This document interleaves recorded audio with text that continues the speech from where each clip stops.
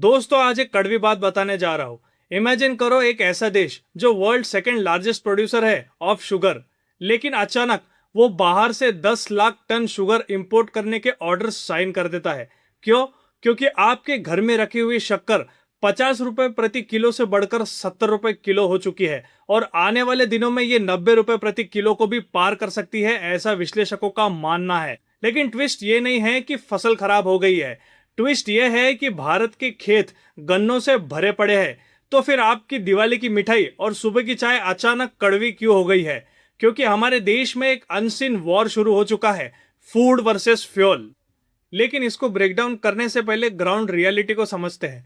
Monsoon जरूर थोड़ा आगे पीछे हुआ है, लेकिन इससे शुगर केन की फार्मिंग पर कोई इम्पैक्ट नहीं हुआ। इनफैक्ट पिछले साल से कंपेयर करें तो इस साल शुगर केन का प्रोडक्शन 1.5% ज्यादा हुआ है। तो कैलकुलेशन तो सिंपल होनी चाहिए थी ना, ज्यादा शुगर केन मतलब ज्यादा शुगर, उसका मतलब नॉर्मल प्राइसेस। लेकिन हुआ इसका बिल्कुल उल्टा। गवर्नमेंट के स्टॉक्स जो पिछले साल 50 लाख टन पे थे, वो इस साल 35 लाख टन पर आ गए हैं। मतलब एक ही झटके में 20% से ज्यादा का क्रैश। उसके बाद से मार्केट में पैनिक शुरू हो गया। मुंबई से लेके कोल्हापुर तक, कोल्हापुर से लेके पंजाब तक जो शक्कर 40 रुपए प्रति किलो थी, वो 65 रुपए 70 रुपए प्रति किलो तक पहुंच गई है। उस वजह से हम जैसे कॉमन मैन के माइंड में एक ही सवाल आता है कि जब मॉनसून भी ठीक ठाक है और खेत भी हरे भरे पड़े हैं, तो क्या देश ने अचानक से डबल मीठा खाना शुरू कर दिया है?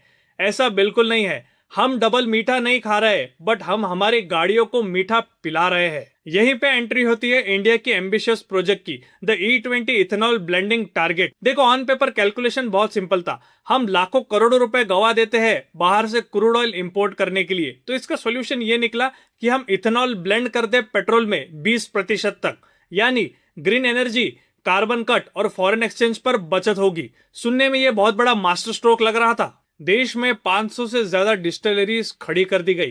प्रोडक्शन कैपेसिटी 1800 करोड़ लीटर के ऊपर पहुंच गई। लेकिन इतनी बड़ी मशीनरी को चलाने के लिए एक रॉ मटेरियल चाहिए था, शुगर केन यानी गन्ना। वही गन्ना जो शुगर बन के आपकी चाय में आने वाला था, वो सीधा इन डिस्टिलरीज में पहुंचने लग गया और capacity 31 lakh ton equivalent sugar तक पहुंच गई। इसका नतीजा ये हुआ कि पेट्रोल में मिलाने के लिए इथेनॉल तो बन गया, लेकिन डोमेस्टिक शुगर का प्रोडक्शन पिछले 5 सालों में सबसे निचले स्तर पर गिर गया। वो था 296 लाख टन।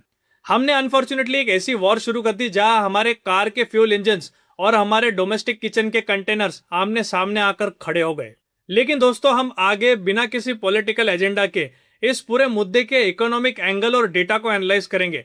अगर आप चाहते हो कि मेन स्ट्रीम मीडिया के हेडलाइंस के पीछे का कॉज एंड इफेक्ट जानना जरूरी है, तो चैनल को सब्सक्राइब कर सपोर्ट करो, because on this channel we respect your opinions and not any political PR agendas. चलिए अब आते हैं इस पूरे गेम के सबसे गंदे एंगल पर। आप टाइमिंग को समझिए। आने वाले कुछ दिनों में इंडिया में फेस्टिवल शुरू होने वाले हैं, नवरात्रि, दशहरा, दिवाली, और ऐसे टाइम पर इंडिया में शुगर की डिमांड 30% तक बढ़ जाती है। हलवाइयों की भट्टियां दिन रात चलती है। FMCG जायंट 24 घंटे सॉफ्ट ड्रिंक्स और चॉकलेट्स को पैक कर बेचते हैं। ऐसे टाइम पर मार्केट में न्यूज फैल जाती है कि चीनी कम पड़ने वाली है। इसके बाद क्या होता है? इंडिया मार्केट का favourite game, artificial hoarding. Farmer leaders जैसे राजू शेट्टी ओपनली आकर कह रहे हैं कि मार्केट में 20,000 से लेके 22,000 करोड़ तक की शक्कर को आर्टिफिशियली होल्ड किया गया है। स्टॉकिस्ट माल दबाकर बैठ गए हैं ताकि फेस्टिवल सीजन में वो 90 रुपए प्रति किलो तक शक्कर बेचकर कैश आउट कर सके। गवर्नमेंट को यह समझ आ गया है कि ये मामला हाथ से निकल रहा है, इसीलिए इमरजेंसी में 2 बटन दबा दिए गए हैं। पहला, bulk consumers like Pepsi, Haldiram और कोको कोला, इनको ऑर्डर दे दिए गए हैं कि आप 15 दिन से ज्यादा का स्टॉक होल्ड करके नहीं रख सकते। और दूसरा, अपनी ईगो को साइड रखकर 10 साल बाद शुगर को 10 लाख टन इंपोर्ट करने के ऑर्डर दे दिए गए हैं, वो भी ड्यूटी फ्री। सोचो, जिस देश ने 2022 में 120 लाख टन शुगर एक्सपोर्ट कर पूरी दुनिया में अपना डंका बजाया था, वो अपने ही फेस्टिवल सीजन में शुगर इंपोर्ट करने पर मजबूर हो गया है। चीफ इकोनॉमिक एडवाइजर ने ओपनली लिख दिया है कि इंडिया को अब फूड वर्सेस फ्यूल को कैलकुलेट करना ही पड़ेगा। इसको अब इग्नोर कर नहीं रखा जा सकता। दोस्तों, देश को एनर्जी सिक्योरिटी चाहिए, बिल्कुल चाहिए। क्या क्रूड ऑयल पर हमारी डिपेंडेंसी कम होनी चाहिए?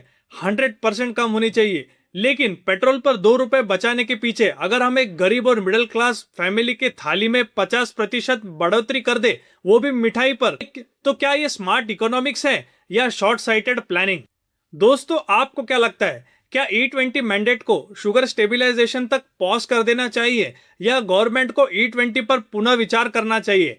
अपनी राय कमेंट बॉक्स में जरूर लिखें। मिलते हैं आपसे अगले अपडेट में। तब तक के लिए जय हिंद, जय भारत।